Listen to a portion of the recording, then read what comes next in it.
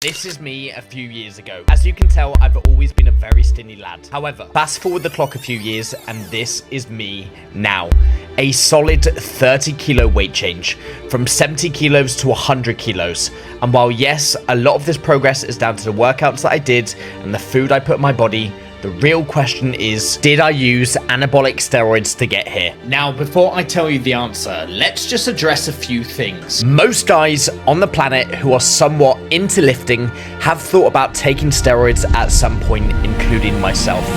Growing up, I'd watch guys like Jeff Side, Ziz, David Lade, and wonder if that's the only way to get massive.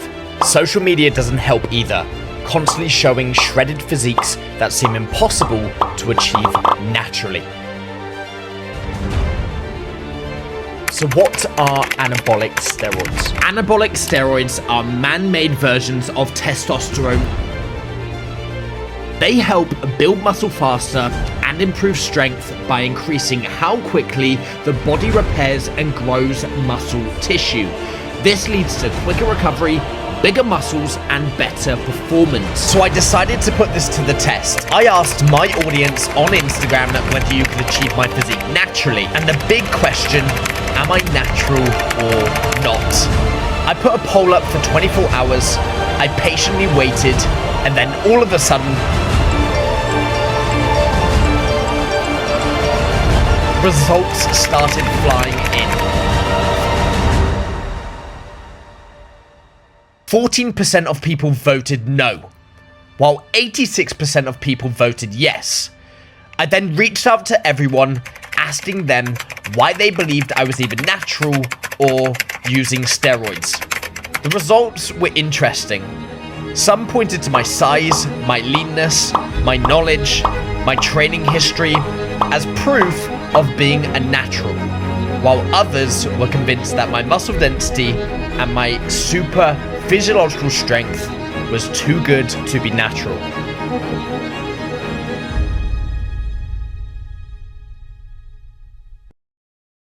So here's what happened next. I decided to get my bloods tested to check my testosterone levels and other health markers. I looked at a couple of private companies online, Medichecks and Optimal. Medichecks offered a basic testosterone test for £29, but with an additional £35 for a clinic fee to get the venous blood sample drawn, it would come to a total of £64.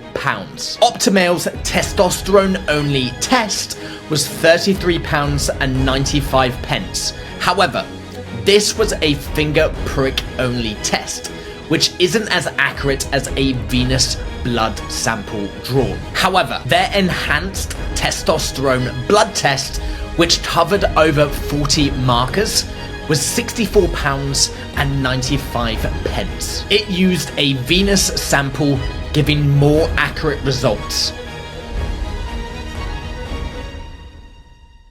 This test is similar to Medicheck's Advanced Wellman test, which looks at over 44 biomarkers and comes to a cost of £194. So I decided to go with Optimal. I searched online for a discount code and found Low Test 40, which gave me 40% off, bringing the price down to £53.97 instead of £89.95. So I got the same test Medichecks were offering for £194, and I saved over £150 using that discount code, making Optimal the better deal. The blood test kit arrived in the post, and inside every kit, you'll find everything you need to collect and submit your venous blood sample. It includes a sterile blood collection tube for drawing your blood, a set of needles for venous blood collection, alcohol wipes to clean the area beforehand, and clear instructions to guide you through the process. There's also a test request form to fill out with your details, along with a prepaid return envelope to send the sample back to the lab. All items are carefully packed to ensure everything stays secure during shipping. we are just on our way to go and get our bloods tested for the very first time. Super excited to get all the biomarkers checked and to see where my health is at, so that once I then have that panel, I can then adjust my training, nutrition, sleep, stress, recovery around it. See you then.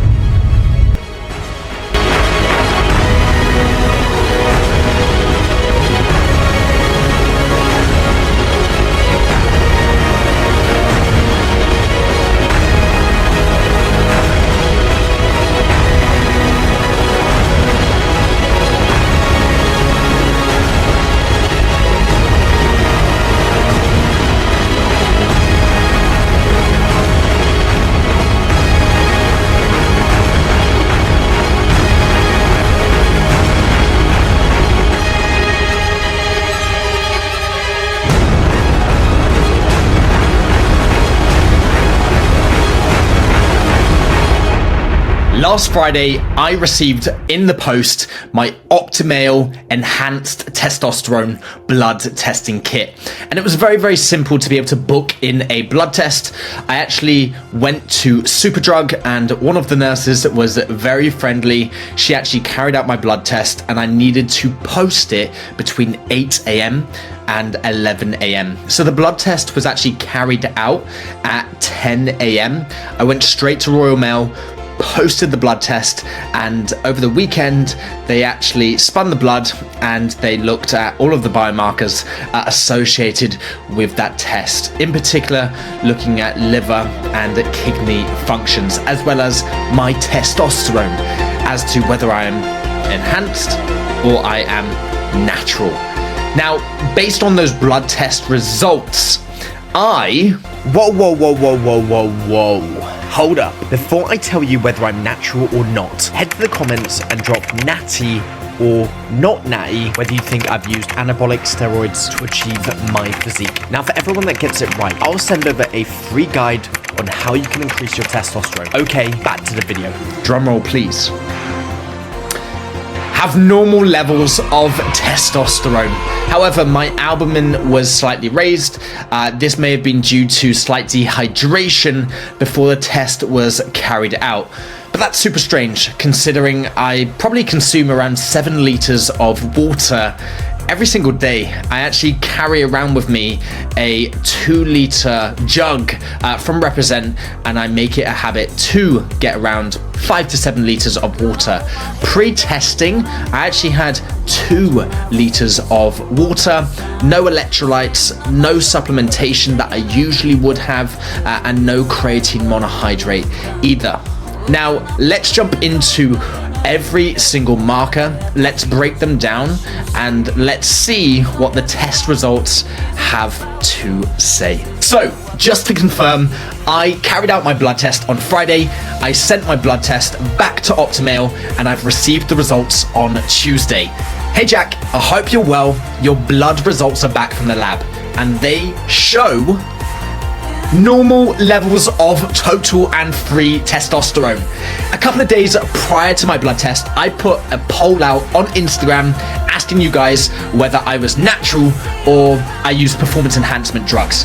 I can confirm I am 100% a natural athlete. I have never used performance enhancement drugs, things like anabolic steroids, SARMs, or even peptides.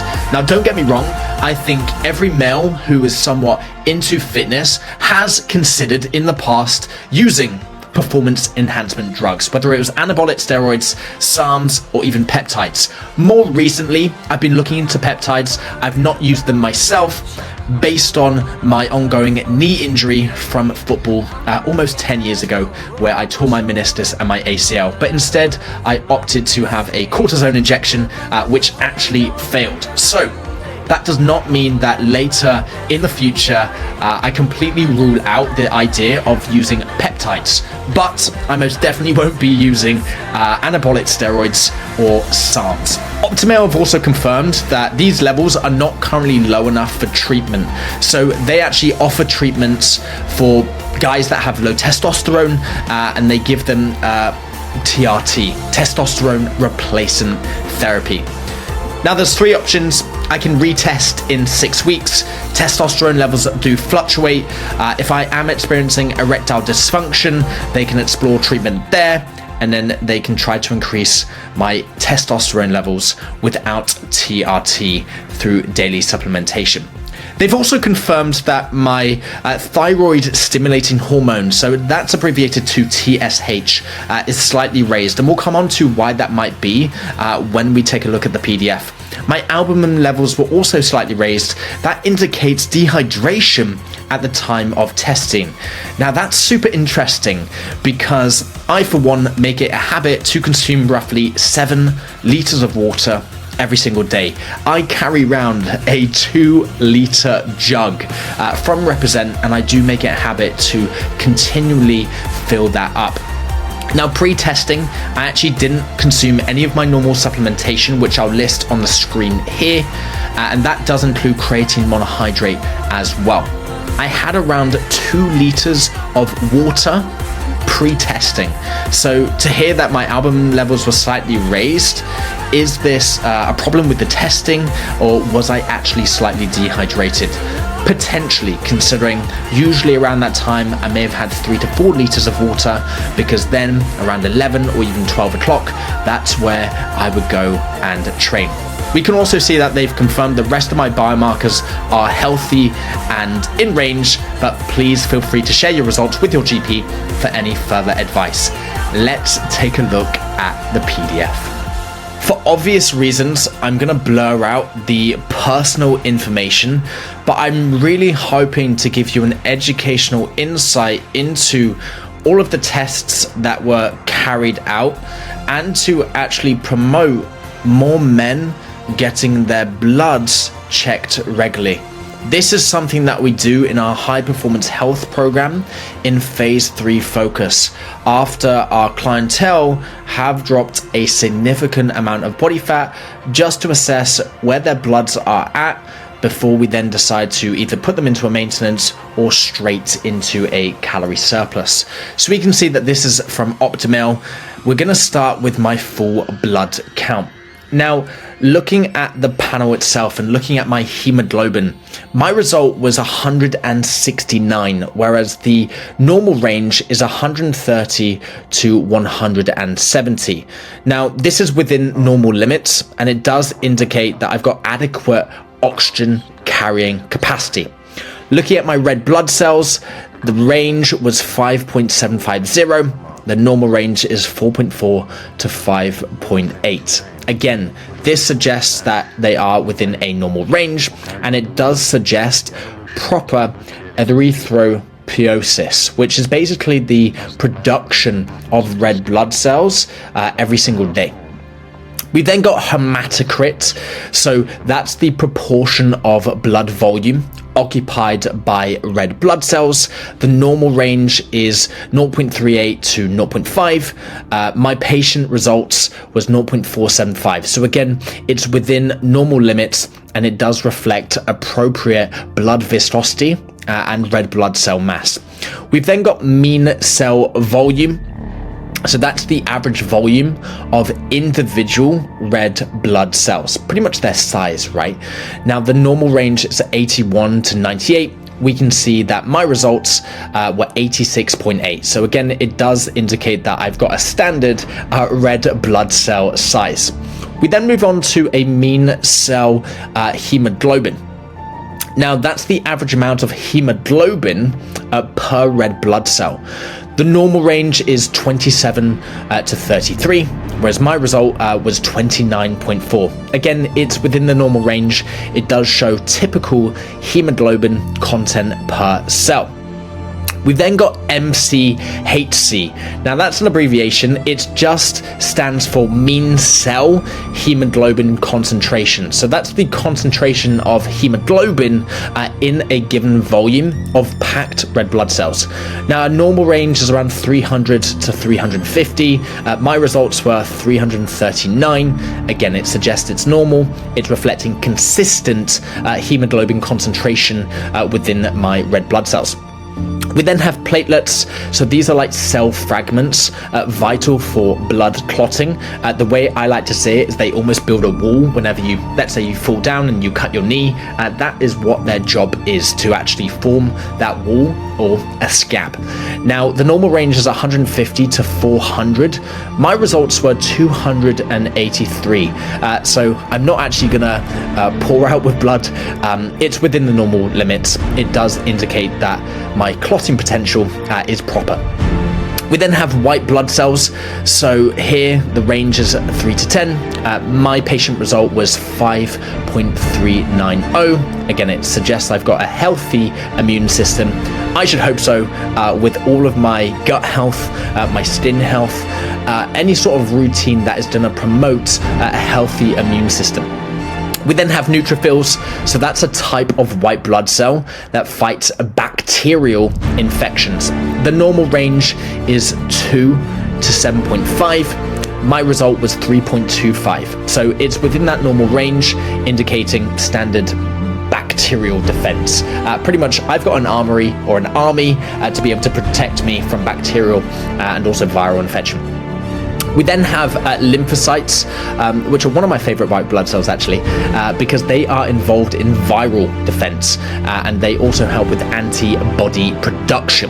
So the normal range there, we've got 1.2 to 3.65. My result was 1.57. So again, it's normal. It reflects typical immune response. Moving on, we've got another white blood cell. These are monocytes. They are white blood cells that remove pathogens and dead cells. The normal range, 0.2 to 1. My result was 0.35. So again, it's within normal limits. It does indicate effective phagocytosis. That's just a way of getting rid of pathogens. We then have eosinophils, so they are white blood cells that combat parasites that are actually involved in allergic reactions. Now, the normal range is 0 to 0.4. My range was 0.170. So again, it suggests there's no active parasitic infection or I haven't had an allergic response. Basophils, these are white blood cells that release histamine during allergic reactions. So years and years and years ago, I used to be allergic to nuts. There's a funny story behind that, but we probably don't have time for this video, perhaps in another one. In fact, no, we do.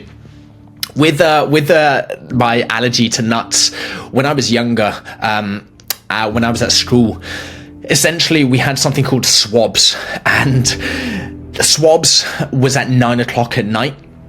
And we'd get into teams and you'd have specific areas that you needed to clean. So the kitchen, or perhaps the study, or the bedrooms. Now, I had to tidy the kitchen and I didn't really want to. So I actually picked up a Nutella jar and I thought, okay, how do I get out of swabs? And I actually scratched my arm. So of course it's going to be red, it's going to look raw, it's going to look as if I've had an allergic reaction. And I went and told the teacher who was on duty. The next day, we then went down to A&E in the UK, and they took some blood tests, and they also did some testing with different types of nuts, because of course it was the Nutella jar, and it turns out I was allergic to peanuts and certain types of trees. And I thought, oh my goodness, what have I got myself into? But we can actually see that obviously I still eat peanut butter now. Maybe it's something that I've grown out of. Otherwise, this would be significantly elevated. Moving on, we're going to take a look at biochemistry, and we're going to look at one of the tests which is out of range, and that is albumin. So essentially, albumin is a protein made by the liver, and it maintains fluid balance, and it helps to transport substances. Now, Optimail have suggested that I might have been dehydrated prior to the blood test, because my range is 53.4 and the normal range is 35 to 50. Then again, I do consume around roughly 2 liters of water prior towards 10 a.m. So it might be the case that because it wasn't my norm, I usually have like 3 or 4 liters prior to training around 11 a.m., that this could be why it's out of range. Next, we'll move on to ferritin. So ferritin is actually a protein that stores iron in the body, and it does indicate iron levels and potential deficiencies or excess. So we can see that the normal range is around 30 to 400, and my patient result was 100.1. We then have HbA1c. I should hope that I know what HbA1c is, considering I worked with diabetic patients type 1 and type 2 for the best part of 2 years, and helped over 2,000 patients lower their HbA1c levels and drop 5 to 20 kilo of body fat before I jumped into coaching. So to give you an insight, anything less than 42 millimoles per mole, you're in the normal range. You have normal physiological levels of glucose or HbA1c. If it's greater than 42 and it's within a range of 42 to 47 millimoles per mole, we would actually say that you are a pre-diabetic. Anything greater than 47, you have a type 2 diabetes mellitus. Now we can see that the range is 20 to 42. My patient result was 36.5. Looking at kidney function, urea. So urea is actually a waste product from protein metabolism. So of course, if I'm eating a high protein diet, urea is actually going to be excreted by the kidneys. Now, the normal range is 2.5 to 7.8, and my range, it's around 6. So I'm actually very, very happy with this because it does indicate I'm in a normal range. My kidneys are working. Now, creatinine, that's also a waste product from muscle metabolism, and it's also cleared by the kidneys. Normal range is 59 to 104, and we can actually see that my creatinine levels is 100.3. So again, elevated creatinine levels, even though minor in range, may actually suggest kidney impairment. We then have EGFR, so that stands for estimated glomerular filtration rate, and that basically assesses how well your kidneys filter waste. Now, the normal range is 60 to 150. My range was 92. If we have an EGFR, let's say it's less than 60, so it's 59, it's 58, that does suggest reduced kidney function and actually possible chronic kidney disease as well. We then move on to liver function. So I actually remember studying these when I was at med school. So we've got ALT, that's adenine aminotransferase. Now, that is an enzyme found in the liver, and it's actually used to detect liver damage. So it's almost like someone coming onto a building site and doing all of the checks, almost like an auditor.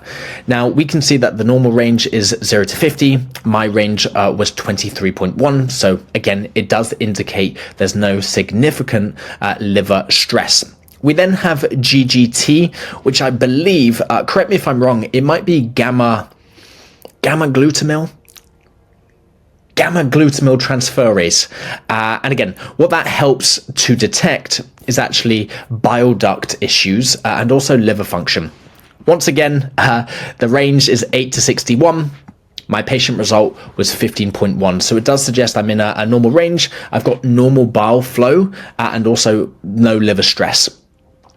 Then we've got total bilirubin. Now, I absolutely love the word bilirubin because when I was at med school, the way I remember it is because my professor at the time, she was Welsh, and she'd actually say bilirubin. So I can't get that out of my head. So in terms of what bilirubin is, it's basically a waste product from red blood cell breakdown, and it's again processed by the liver. If we think the liver has such a big job in terms of processing and sort of eliminating waste. The normal range 0 to 24, my range around 17.8, 17.9. We then have ALP, which stands for alkaline phosphatase. I do remember that one, and what that is, it's an enzyme found in the liver and in the bones. What the normal range is 30 to 130. My range was 66. Moving on to lipids. So we got cholesterol. That's a buzzword in the fitness industry because a lot of people think that high cholesterol is bad. Now, to be honest, it depends on what type of cholesterol, and we'll get into that momentarily where we look at HDL and LDL. But cholesterol as a whole, or it should say total cholesterol, it's an essential component of cell membranes and also your hormones. So the range is 0 to 5. My patient result was around 4. We then got high density lipoprotein cholesterol. Now, that's often labeled as good cholesterol because it helps to remove excess cholesterol. And the way that we teach it in our high performance health program is I want you to think of these as like trained soldiers. And then low density lipoprotein cholesterol are the untrained soldiers, or the soldiers that are going through basic training who don't know how to operate a weapon or don't know how to do drill. Now, looking at HDL, the range is 0.9 to 1.7. My patient result was 1.1. Triglycerides, these are essentially a type of fat stored for energy. Range 0 to 1.7. My patient result 0.98. And then low density lipoprotein cholesterol, as we've referred to as the untrained soldiers, they're often bad cholesterol. Okay, they can actually contribute towards arterial plaque buildup. So the range is 0 to 3, and my low density lipoprotein cholesterol, even though it's in range, I'm not actually happy with that. Okay, so it's around 2.1. I would look to get that a little bit lowered.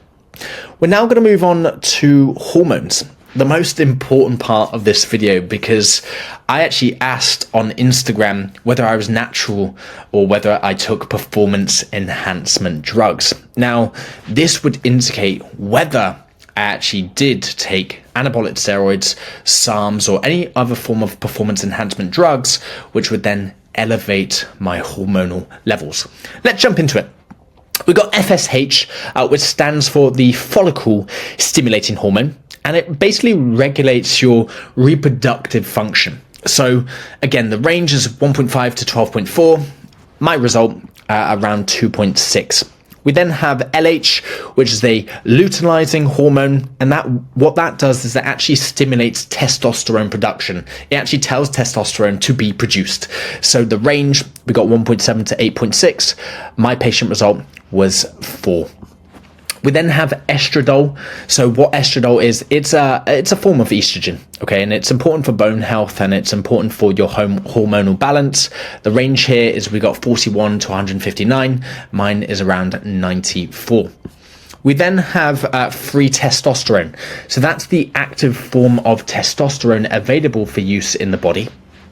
And again, we can see that the normal range is around 0.226 to 0.65. Mine came out to 0.393. We then have sex hormone binding globulin. So what that is it binds to testosterone and it regulates your free testosterone levels. Looking at the range, 18 to 40. My patient result, 29.2. We then have something called prolactin. So that's basically a hormone that regulates your reproductive function once again. We got 86 to 324 for the normal range, and then my range came out to 198. But I guess, drum roll please, we're looking at testosterone.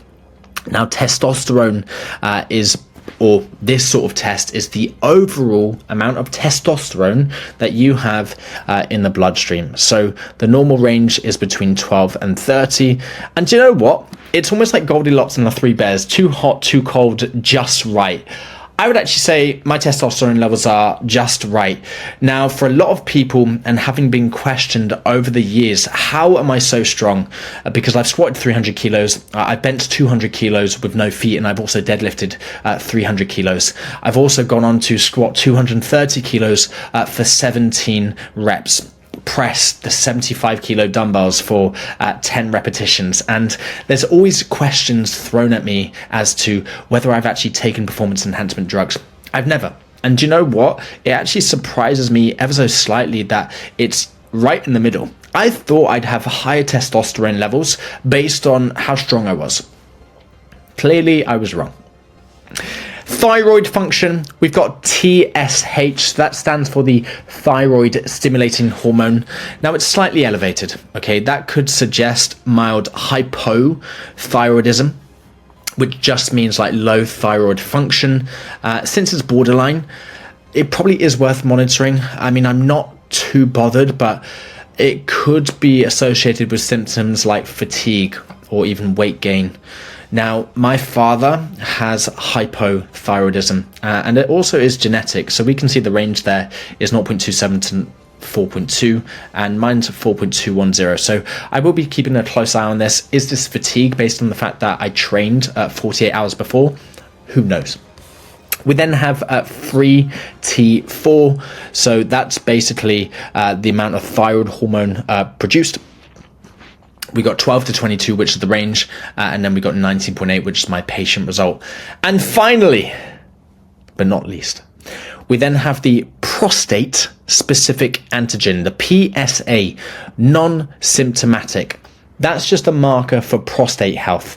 And I do advise, if you are someone that is 40 years or older, please don't get your prostate checked, okay? It's very, very important that we do sort of regulate these processes even more now than ever. And the purpose of this video is to encourage more men, regardless of your age, even if it's 18 all the way up to 89, to actually get your bloods checked regularly. This is something that I'm going to be doing multiple times per year.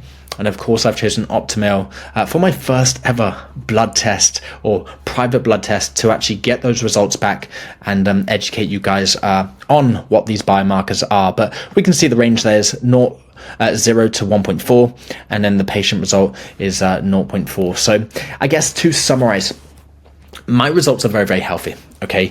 I've got well-balanced markers for iron, for glucose, for my kidney, for my liver, for my lipids, for hormones. The only slight concern for me is that elevated TSH, thyroid stimulating hormone. Now, that could indicate mild hypothyroidism, but with normal T4 levels, it's not likely significant. It could just be fatigue from training. But then again, my father does have hypothyroidism and was diagnosed a good few years back.